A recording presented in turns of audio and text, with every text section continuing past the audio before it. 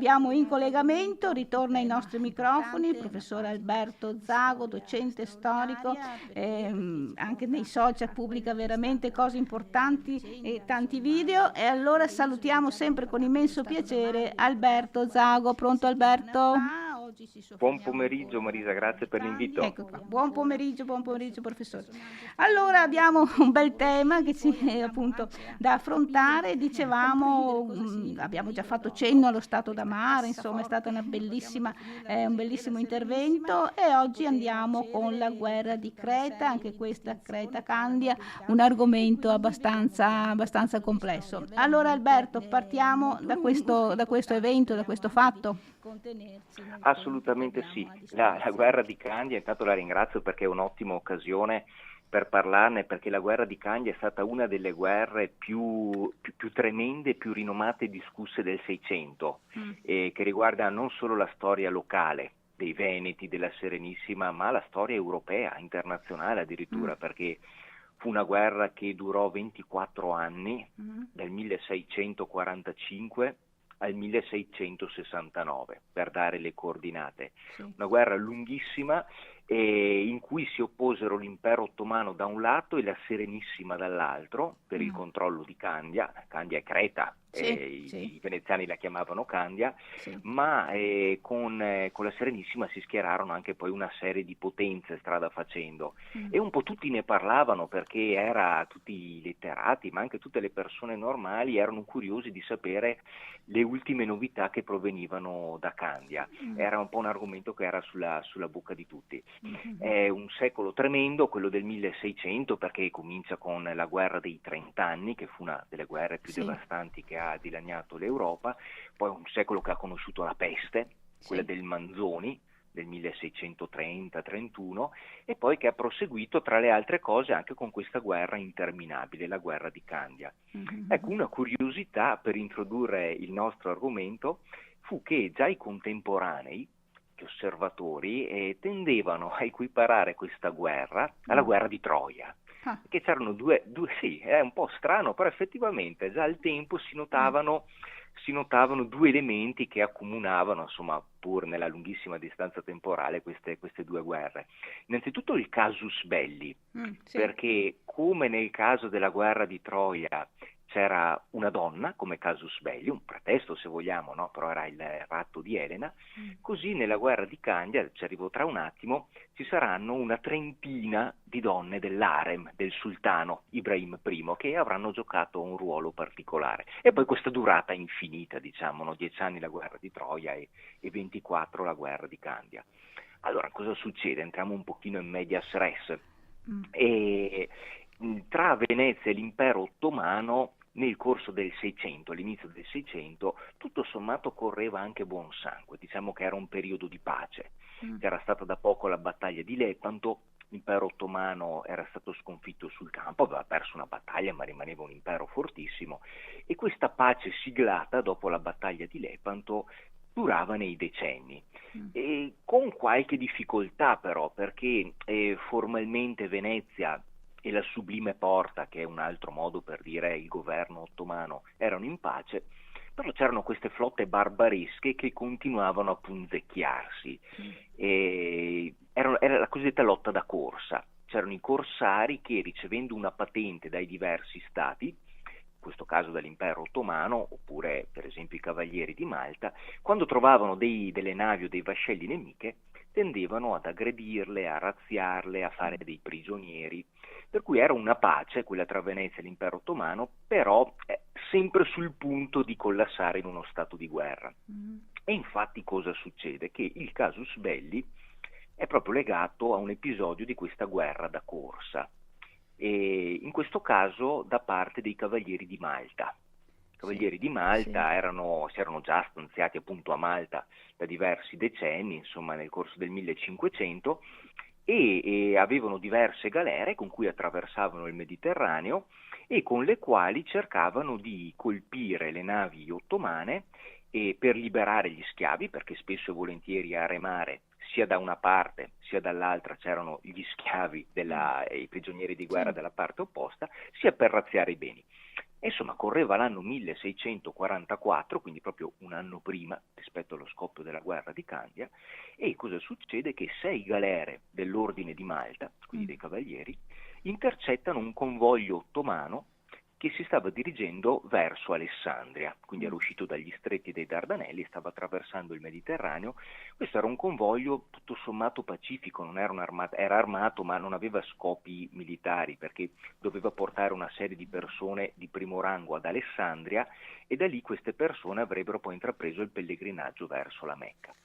Ecco, la cosa significativa è che in questo convoglio c'erano anche una trentina di donne dell'harem del sultano. Il sultano in quel momento era Ibrahim I e c'era anche una sua balia a cui era molto affezionato. I cavalieri di Malta attaccano il convoglio, c'è uno scontro, molti beni vengono razziati, molti schiavi, quelli che stavano remando generalmente di origine greca, vengono liberati. E poi, finito lo scontro, che avviene più o meno vicino all'isola di Scarpanto, siamo vicino a Creta, finito lo scontro cercano un luogo in cui ripararsi per fare rifornimento soprattutto d'acqua, perché l'acqua era uno dei primi beni che finiva a bordo e c'era bisogno di fare scalo da qualche parte per rifornirsi.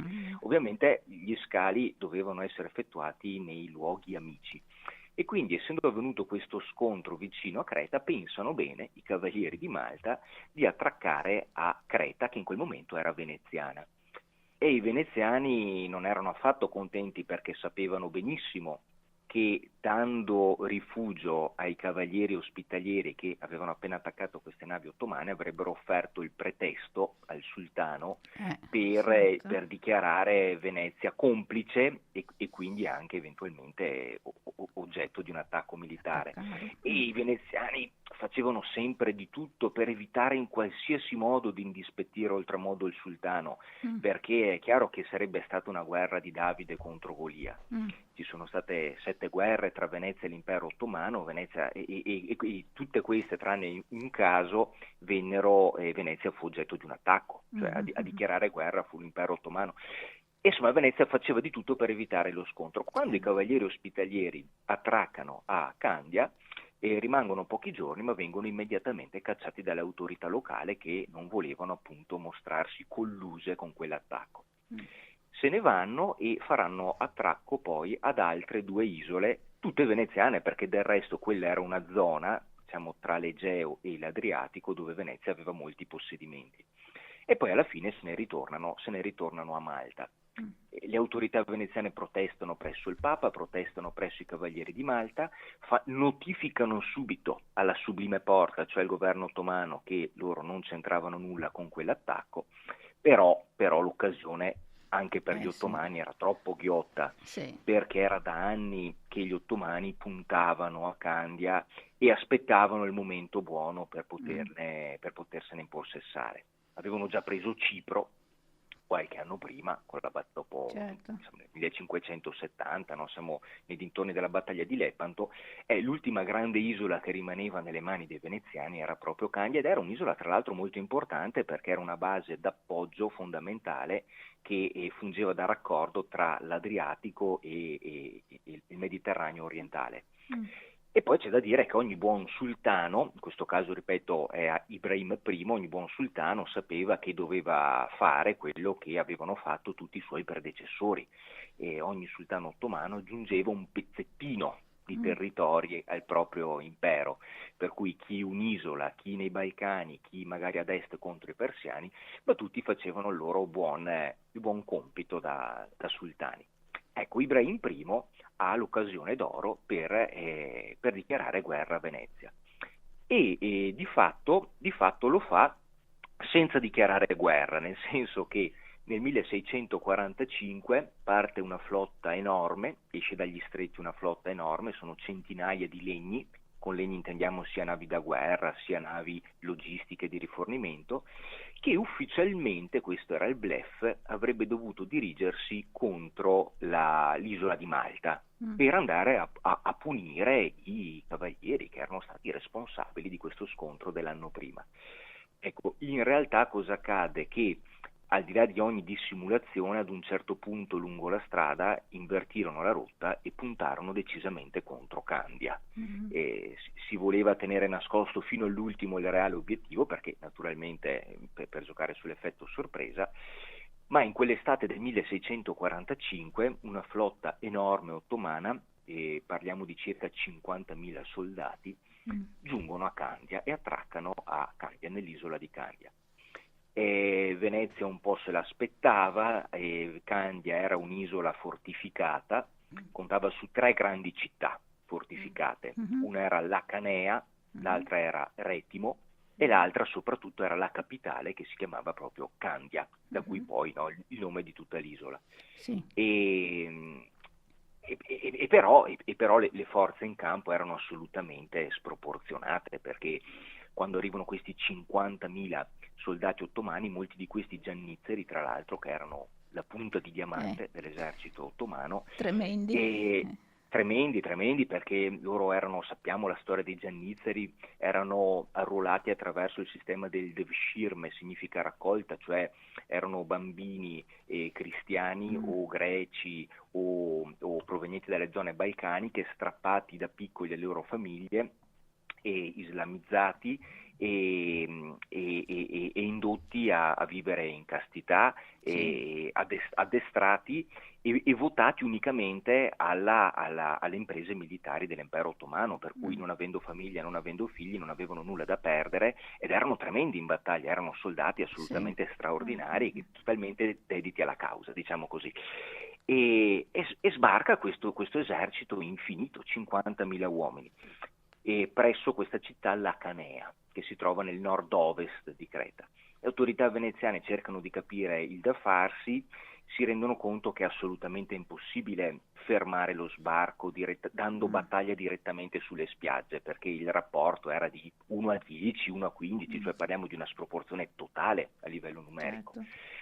E allora le autorità decidono giustamente di difendersi all'interno delle mura, perché queste 3 città avevano delle mura straordinariamente imponenti, fortificate alla moderna, e aveva dato un forte contributo Michele Sammicheli, è stato uno degli ingegneri militari più importanti e più famosi del 1500, ma poi anche nel 1600 erano state fatte diversi aggiustamenti, diverse migliorie, per cui nonostante questa sproporzione numerica le mura avrebbero potuto consentire quantomeno di giocarsela almeno per un po'.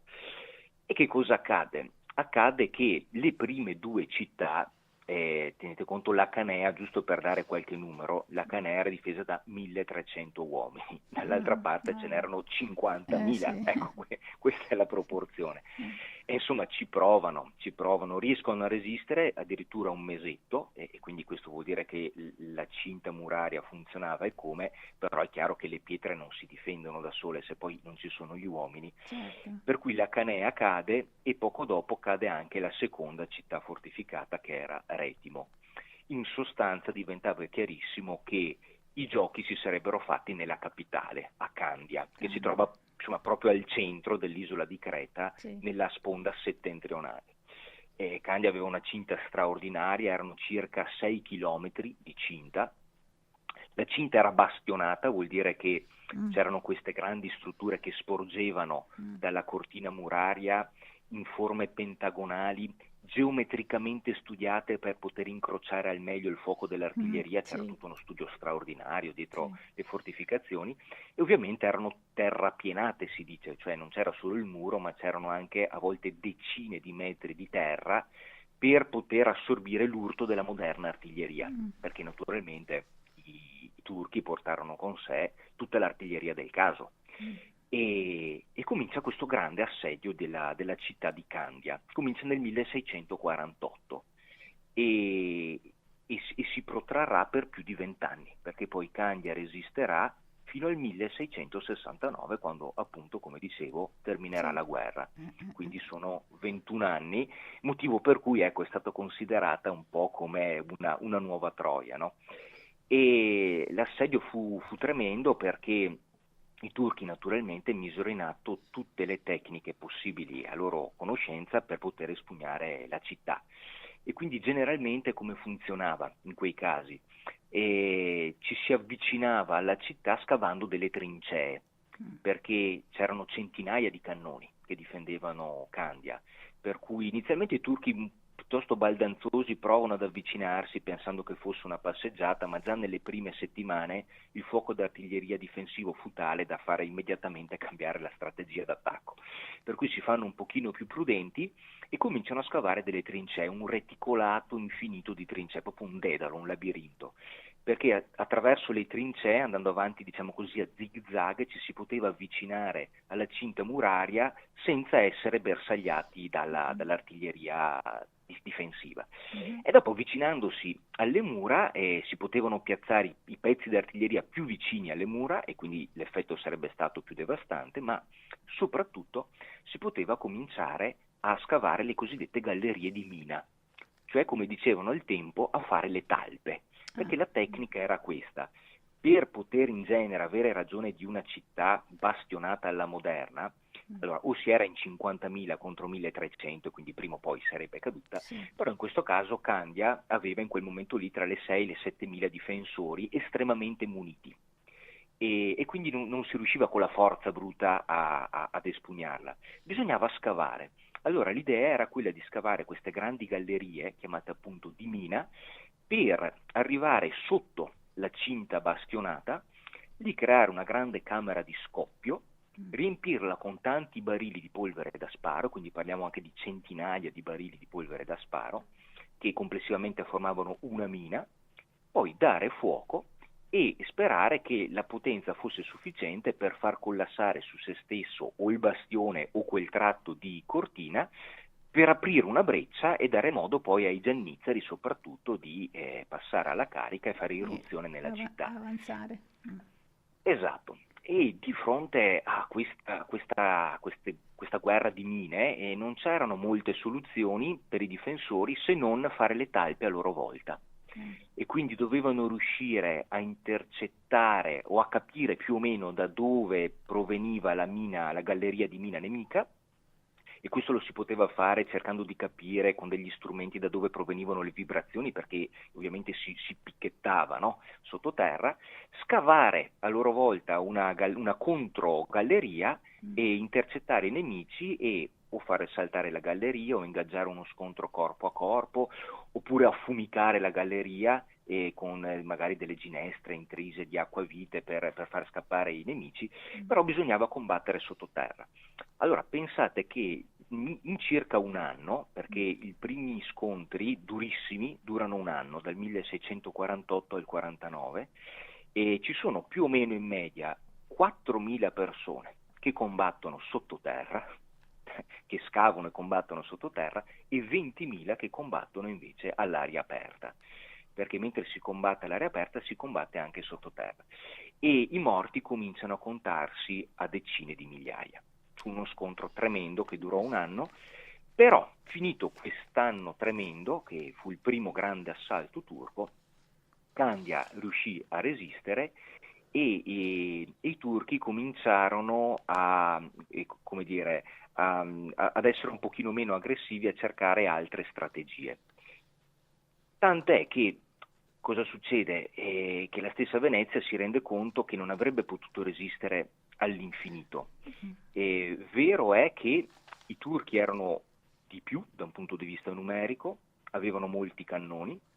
Una curiosità che mi ha sempre colpito è che i turchi potevano fondere i cannoni direttamente sull'isola, cioè proprio fondere il bronzo e creare dei cannoni. Che organizzazione avevano per fare tutto questo? È straordinario quello che sta dicendo Alberto. Sì, perché avevano una flotta enorme, ripeto, dagli stretti uscivano anche 300-350 legni tra galere e barche di supporto, ed era una spola continua dagli stretti, quindi diciamo da Costantinopoli, facevano scalo a Malvasia in Grecia e poi scendevano verso sud, verso Creta, ed era un continuo rifornimento di uomini, di mezzi, di cibo, di armi, di polvere da sparo, di cannoni o anche di materiale appunto grezzo, come poteva essere il bronzo, per fondere i cannoni direttamente direttamente a Creta. Ma la cosa che mi ha sempre colpita è che anche naturalmente anche i veneziani avevano i cannoni e sparavano, in genere sparavano palle di pietra, di bronzo, generalmente di pietra.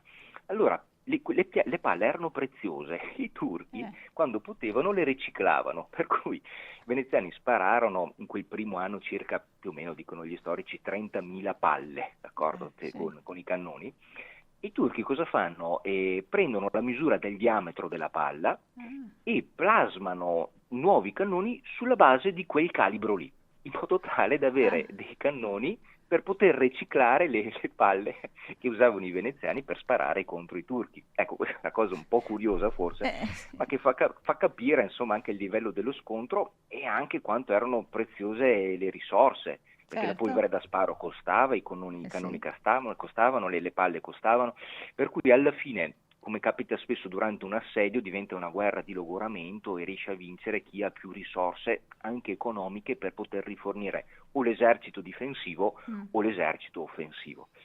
E ecco, c'è da dire che però anche Venezia poteva giocarsi le sue carte, perché la cinta di Candia era straordinariamente efficace e i candiotti potevano essere anche loro riforniti dalla flotta veneziana.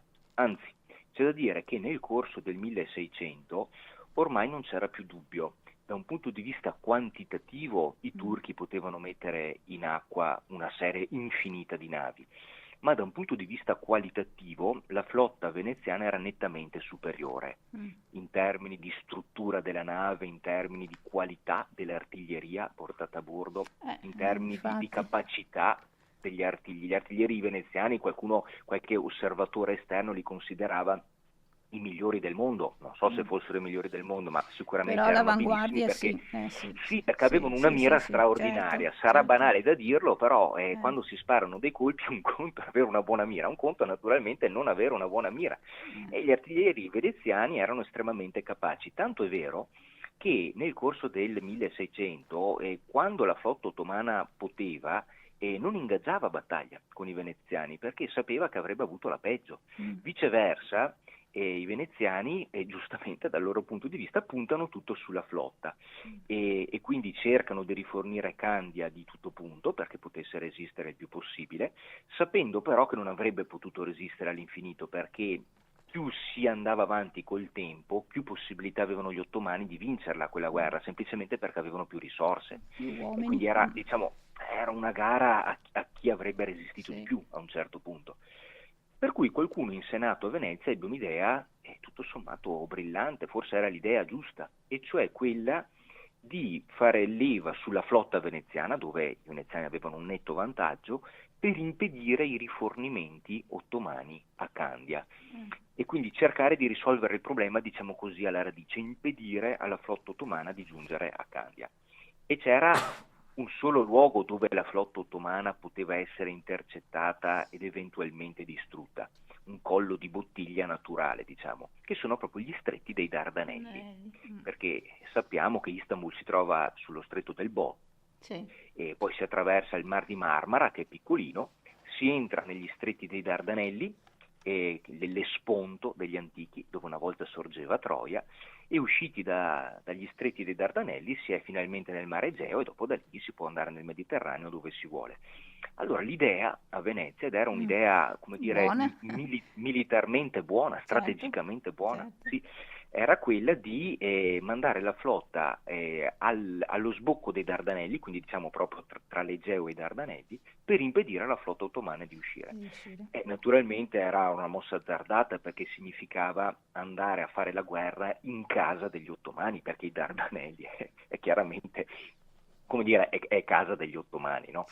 E però lo fecero, per cui mentre da un lato Candia resistiva per diversi anni e c'è tutta questa guerra di artiglieria, tutta questa guerra di mine, le talpe, le controtalpe, dall'altro lato la flotta veneziana pone lo stretto ai Dardanelli.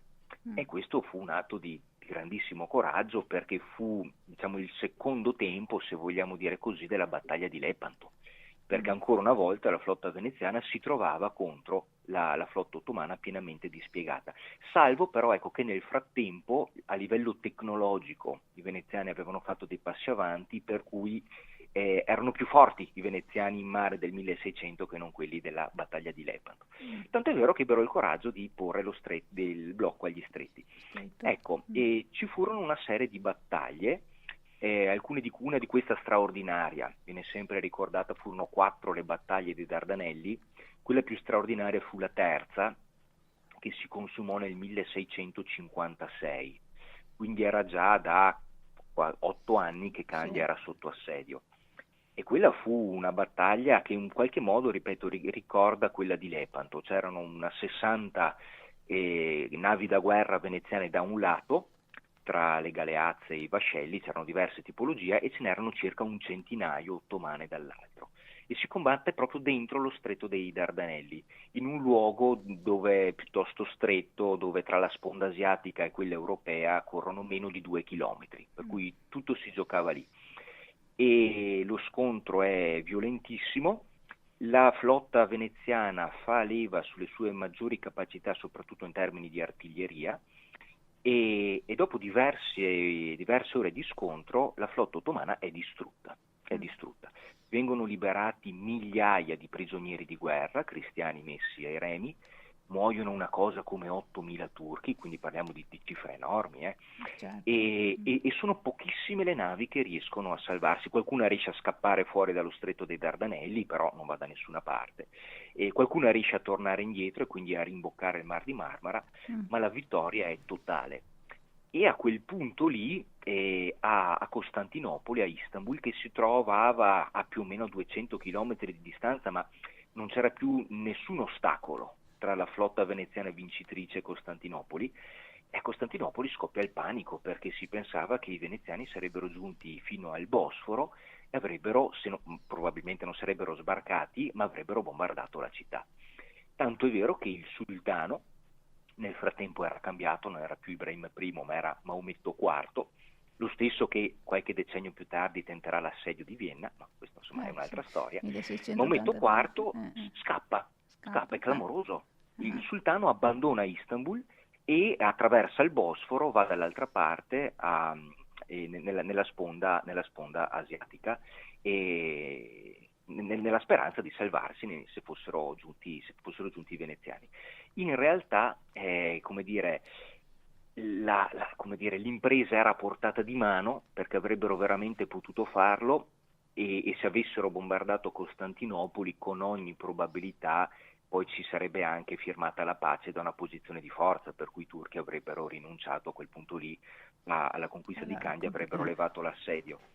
E però il caso volle che in quell'occasione il capitano generale Damar, che era il capitano di tutto l'esercito veneziano, la massima carica militare, che da buon veneziano, si esponeva sempre in prima fila, perché i capitani generali Damar, ma anche i patrizi, combattevano in prima fila, venne centrato da una palla di cannone sparata più o meno a caso da un castello turco che si trovava sulle sponde dello stretto, e muore.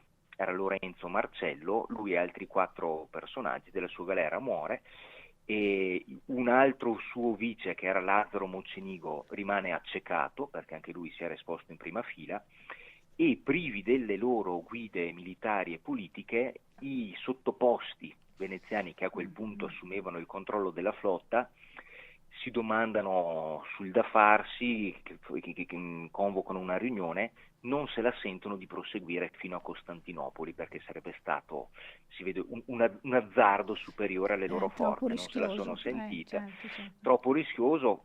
Se fosse rimasto Lorenzo Marcello, il capitano, lui probabilmente lo avrebbe fatto, però era un altro carattere, un'altra personalità, non a caso era lui il capitano generale Damar, perché aveva i numeri per ricoprire quel ruolo. Certo. E quindi i veneziani decidono di ritirarsi, di occupare alcune isole all'imbocco degli stretti, per esempio Lesbo, per esempio Lemno, per esempio Samotracia, ma di non colpire Costantinopoli.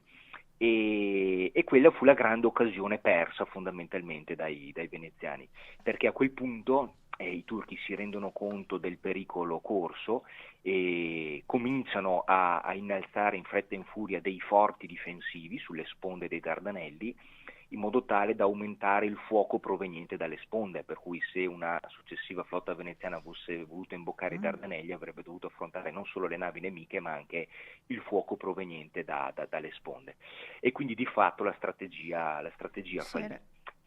Ed è a questo punto che emerge la figura del nostro Francesco Morosini. Eccolo, lo troviamo. Sì, lo troviamo proprio qui, perché quando fallisce questa strategia del blocco dei Dardanelli, Morosini viene eletto a quel punto lì, siamo nel 1657, viene nominato per la prima volta capitano generale da mare.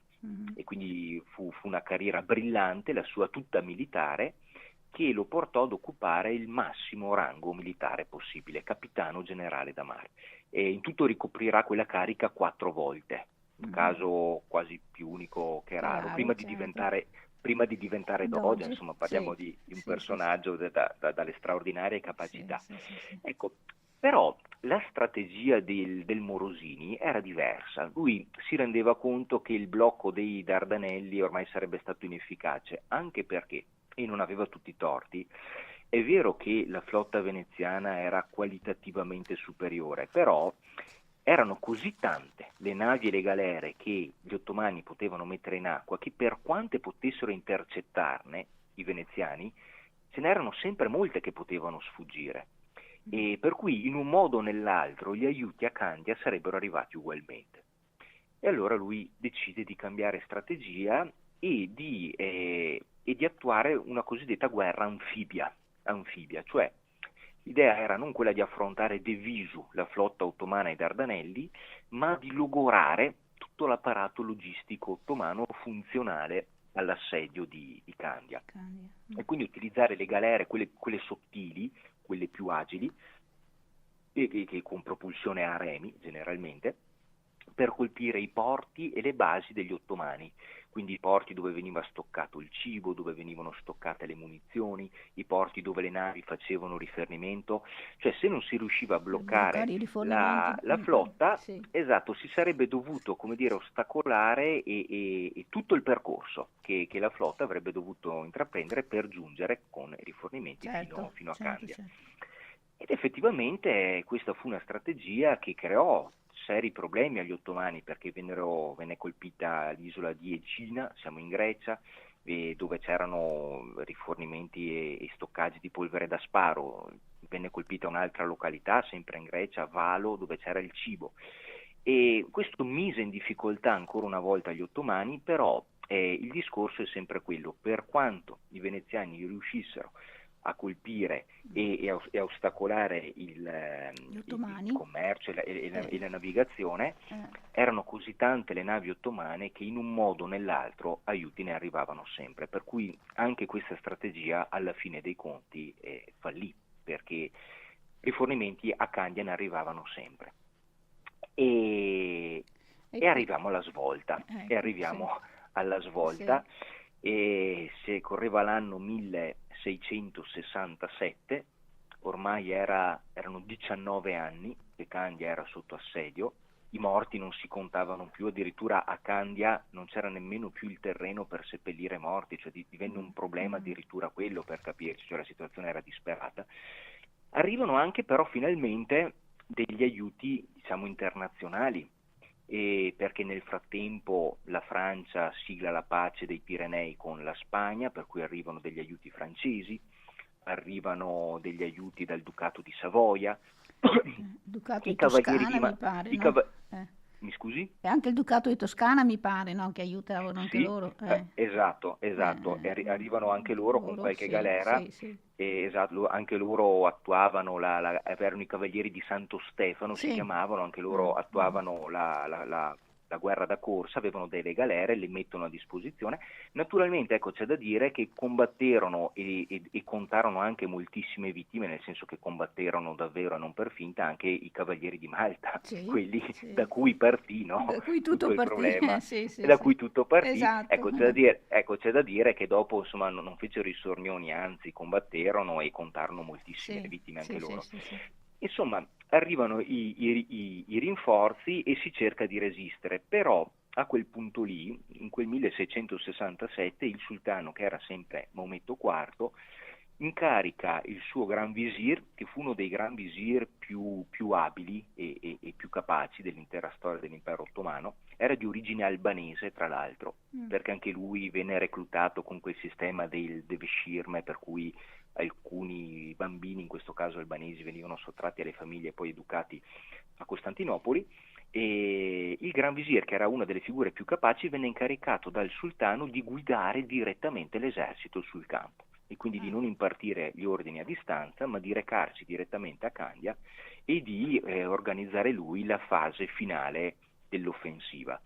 Ecco, e qui quando parliamo di quantità dell'impero ottomano, bisogna vedere i numeri, perché ancora nel 1667, dopo 20 anni d'assedio, quanti uomini riescono a buttare sul campo di battaglia gli ottomani? Altri 70.000. 70.000 uomini lanciati sul campo di battaglia, perché le riserve umane in qualche modo erano infinite. E molto meno naturalmente a Candia erano, dipende, perché a volte arrivavano i rinforzi, però sempre meno di 10.000, sempre meno, insomma. In quel momento lì erano circa 6-7.000. E allora c'è l'ultima fase dello scontro, in cui arrivano anche i francesi, ecco, e i francesi arrivano, fa un po' amaramente sorridere l'avventura dei francesi, perché arrivano un corpo di 4-5 mila uomini, che finalmente il Re Sole, Luigi XIV, autorizza a partire, anche perché Luigi XIV era in buoni rapporti con l'impero ottomano, per cui fece un po' il sornione, poi a un certo punto diede questa autorizzazione. Però fa un po', dicevo, amaramente sorridere, perché arrivano i francesi un po' pieni di sé, effettivamente avevano l'esercito più forte d'Europa, avevano vinto contro gli spagnoli e pensavano che fosse più o meno una passeggiata a Candia, ma dall'altra parte c'erano i turchi, c'erano i giannizzeri, che erano ossi davvero duri. E quando arrivano, il nostro Morosini, che era ancora capitano generale da Mar, quindi era l'autorità ultima da cui tutto dipendeva, e gli invitava a non esporsi troppo, a difendere le postazioni, ad essere prudenti nella strategia bellica, non essere troppo sfrontati nel voler a tutti i costi misurarsi col turco. Invece i francesi vogliono subito andare all'attacco, vogliono ricoprirsi di gloria, si gettano sulle trincee turche, no, quelle di cui parlavo prima, fuori dalle mura di Candia, e ottengono anche una prima vittoria. Poi però succede che mano a mano che rastrellano il materiale turco che è stato abbandonato nelle trincee, accumulano dei barilotti di polvere da sparo, lì probabilmente qualche francese poco accorto lo fa saltare in aria, insomma muoiono centinaia di francesi in questa bomba tremenda che esplode e che crea il caos, e quindi qualcuno comincia a scappare, qualcuno si perde nelle trincee, perché era veramente un labirinto di trincee. I giannizzeri a questo punto, vedendo che i francesi erano disorientati, partono al contrattacco e fanno una strage. Diversi francesi riescono a riparare entro le mura di Candia, ma molti altri rimangono vittime del contrattacco, e il giorno dopo viene utilizzata la strategia del terrore, perché centinaia di vittime francesi, diciamo la testa di centinaia di vittime francesi, venne issata su delle picche da parte dei giannizzeri e mostrata sotto le mura di Candia ai difensori, come a dire: attenzione, perché se non vi arrendete questa è la fine, è la fine che farete. Una strategia del terrore che in guerra a volte si utilizza. E niente, si prosegue fino a quando siamo nel 1669. Francesco Morosini fa di tutto per non arrendersi e più volte riceve pressioni per farlo, ma fino a quando vede che c'è speranza decide di combattere. E poi ad un certo punto succede che proprio i francesi, che subiscono un altro smacco simile a quello precedente, dovuto insomma a un'eccessiva altezzosità in battaglia, decidono di andarsene contro il volere del re del Re Sole, che infatti poi rimprovererà brutalmente il nobile che decide di ritirarsi. E se ne vanno i francesi, se ne vanno anche i cavalieri di Malta nel 69, ma avevano già perso 2/3 dei loro uomini. Chiedono di andarsene anche i volontari tedeschi che erano giunti a Malta, a Candia, o i volontari o i mercenari, per cui diciamo comincia ad alleggiare il clima del si salvi chi può. C'è una prima defezione che in quel clima si tira dietro tutte le altre. E alla fine il Morosini, obtorto collo, si rende conto che non c'era più nessuna speranza di resistenza, temeva, protraendo troppo la resistenza, di fare la fine che aveva fatto Marcantonio Bragadin a Famagosta, certo. dove i veneziani erano stati trucidati, e allora dichiara la resa. E questa volta c'è da dire i turchi rispettano i patti. Dall'altra parte c'era questo gran visir che dicevo prima, questo albanese, si chiamava Koprulu, e vengono negoziate 2 settimane di tempo in cui i veneziani potevano organizzare l'abbandono di Candia. Il ritiro, certo. Il ritiro. E quindi non solo i veneziani, ma anche la popolazione locale, piuttosto di finire sotto il dominio dei turchi, chiese ed ottenne, quando si poteva, di salire sulle galere veneziane per abbandonare la città e recarsi in rifugio a Venezia. Certo. Esatto. E vennero caricati i cannoni, vennero caricate le reliquie. C'era una famosa Madonna nera che adesso è esposta alla Basilica della Salute, proviene proprio da Candia, e soprattutto vennero caricati anche tutti i documenti, perché ricordiamo che Candia era veneziana dal 1204-1205, quindi erano crociata. Più di 400 anni che c'era un'aristocrazia, c'era una civiltà particolare.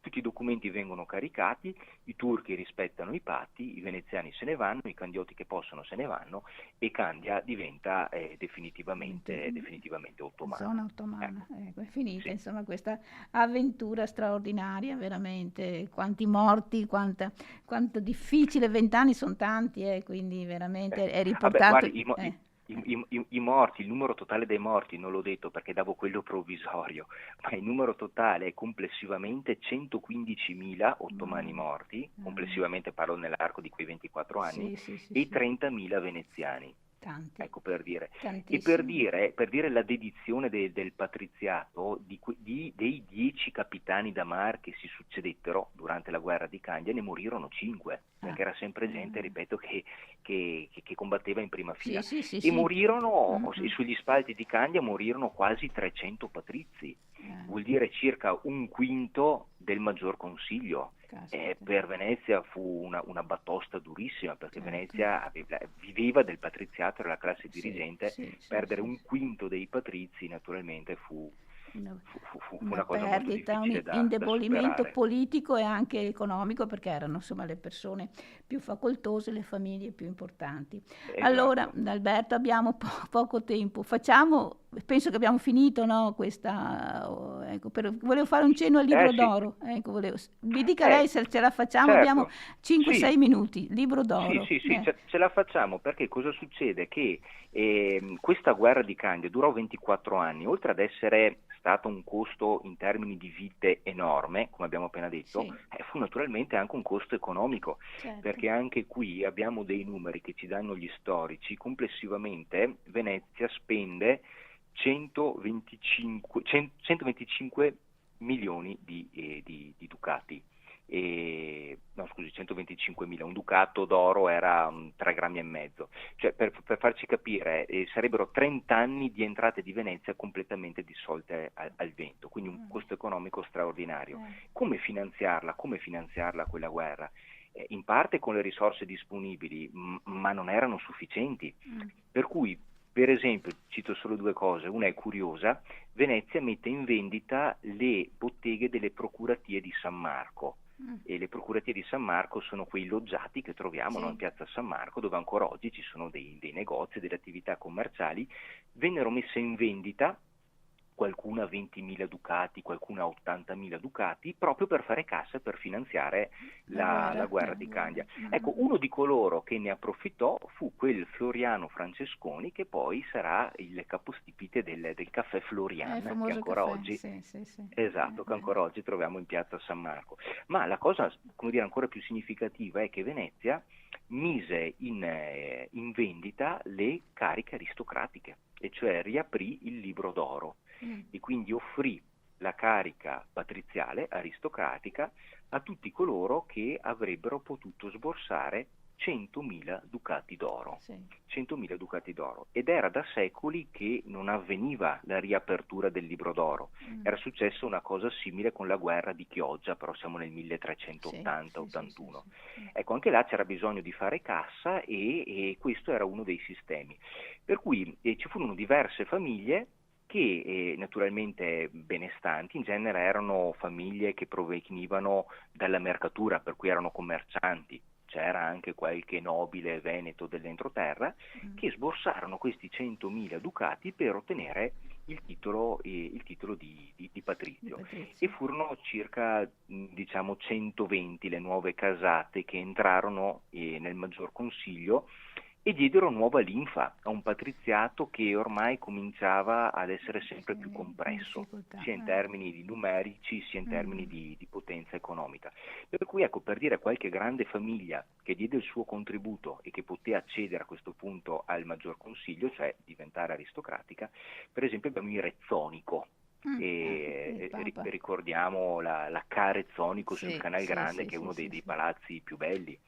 Ma abbiamo anche per esempio i Labia. Palazzo Labia. Palazzo Labia è uno dei palazzi barocchi più belli in assoluto, no? Che abbiamo a Venezia. Ecco, anche i Labia ottennero il patriziato proprio durante la guerra di Candia, diventando, si diceva, aristocratici per soldo, perché in questo caso la carica la compravano. Palazzo Labia, tra l'altro, attualmente è la sede della RAI. È la sede della RAI, esatto, la sede della RAI, per cui non è molto facile poterlo visitare. E dopo una serie di altre famiglie, come per esempio i Zenobio, gli Albrizzi e una serie di altri, tanti altri, certo. Ecco, e questo diede nuovo impulso a Venezia e consentì, ripeto, di dare un po' di linfa vitale alla sua classe dirigente, e sarebbe stato poi fondamentale per la successiva guerra che si profilava all'orizzonte, che era un po' il secondo tempo della guerra di Candia, dove troveremo ancora una volta il nostro Morosini protagonista, perché Francesco Morosini è chiamato il Peloponnesiaco non tanto perché venne sconfitto a Creta, pur con tutti gli onori del caso, perché lui fece tutto il possibile, ma perché poi nella successiva guerra, che vide contrapposti Venezia e una serie di alleati europei dall'altro e l'impero ottomano dall'altro, il Morosini venne nuovamente nominato capitano generale da Mar per la terza e la quarta volta, e ancora si coprirà di gloria in battaglia, riuscendo a strappare agli ottomani una serie di isole nello Ionio, ma anche addirittura il Peloponneso, o la Morea, come si diceva al tempo. Per cui poi entra nella storia come Francesco Morosini, il Peloponnesiaco, un po' come gli antichi romani, no? Scipione l'Africano, che viene chiamato così proprio in virtù delle sue vittorie sul campo. Certo. Però questo è un altro capitolo, magari ne parleremo un'altra volta. Ecco, questo è veramente un altro capitolo aggiunto, giusto, e quindi ne parleremo prossimamente. Però ecco, il Morosini anche qui ne esce a testa alta, anche se ha perso, mi pare, Alberto, no? Quindi ha fatto tutto quello che poteva fare in questa occasione. Sì, assolutamente sì, tanto è vero che quando torna a Venezia in quel 1669 l'accoglienza è piuttosto fredda, ma perché a Venezia naturalmente era da 24 anni che si guardava con molta ansia e preoccupazione a quello che accadeva, e poi insomma la sconfitta non fa mai piacere a nessuno. Però pochi mesi dopo il suo ritorno venne nominato procuratore di San Marco, che era una delle massime cariche. La seconda, mi pare, dopo il Doge, no? Bravissima, sì, perché era una carica vitalizia, c'erano solo due cariche vitalizie a Venezia, una era il Doge, cioè si rimaneva Doge per tutta la vita, e l'altra era la procuratia di San Marco. Tra l'altro lui venne nominato in sovrannumero, perché c'erano già i 9 procuratori, lui era uno in più, ma e gliela si diede proprio per onorarlo della sua grandissima capacità militare, della sua resistenza d'oltranza. Poi è anche vero che ci fu un patrizio mosso, che era un correr, mosso però più che altro da motivi personali, da invidie, da gelosie, che lo denunciò pubblicamente perché il Morosini avrebbe dichiarato la resa, effettivamente, senza l'autorizzazione del Senato. Sì, giusto. Sì, ma era assolutamente impossibile, perché non c'erano gli SMS al tempo, no? No. Gli ordini viaggiavano con le galere, certo. per cui doveva prendere una decisione e prese la decisione giusta, tanto è vero che poi venne processato, ma venne anche assolto a grandissima maggioranza, e non a caso poi lo nomineranno capitano generale da Mare altre 2 volte e addirittura ad oggi, insomma, per cui esce sconfitto, ma fece tutto quello che poteva fare. Certo, Alberto, siamo proprio alla fine, però arrivano messaggi, ma cosa di questo riassumo, ma cosa poteva fare Venezia per uscire 20? Ma proprio in un minuto, ecco, secondo lei cosa potrebbe fare? Abbiamo sentito tutto, ma qualcuno si chiede ancora, poteva fare ancora di più Venezia? Non so, uomini, ma non so, ma armi? Allora, l'opinione di uno storico militare famoso, Federico Moro, mi sembra condivisibile. Lui dice l'unica chance che aveva Venezia era proprio quella di riuscire ad attraversare i Dardanelli e dare l'assalto a Costantinopoli, quantomeno un assalto navale, in modo tale da sederci al tavolo della pace da una posizione di forza. E c'era stato, ripeto, in quella terza battaglia dei Dardanelli siamo arrivati proprio a un soffio. Se non fosse morto Lorenzo Marcello, probabilmente, il capitano, ce l'avrebbero fatta. E quando i suoi sottoposti decisero di non spingersi oltre, ma di tornare sui propri passi, probabilmente, dice Moro, e mi sembra condivisibile, lì alla fine Venezia perde la guerra, perché in quel caso lì la miglior difesa era l'attacco, nel senso che o si riusciva a sferrare velocemente un attacco risolutivo, però tirandola troppo per le lunghe poi non c'erano più risorse, infatti inevitabilmente poi hanno dovuto non era arrendersi. possibile. Allora siamo proprio alla fine, Alberto, noi la ringraziamo tantissimo. Prossimo appuntamento, la battaglia di Morea, come è stato detto. Qua mi arrivano messaggi veramente di ringraziamento, glieli giro tutti, faccio un po' di riassunto, di riepilogo. Sempre interessante sentire questa storia, ma come la racconta lei, con questi particolari, entrando appunto nei passaggi, anche questo colpo che viene colpito, questo purtroppo, insomma, questo capitano appunto che abbiamo sentito, e da lì, guardi, insomma, Marisa, forse è meglio raccontarla che viverla, forse. Mamma mia, La dico con una battuta. Mamma mia, sì, no, viene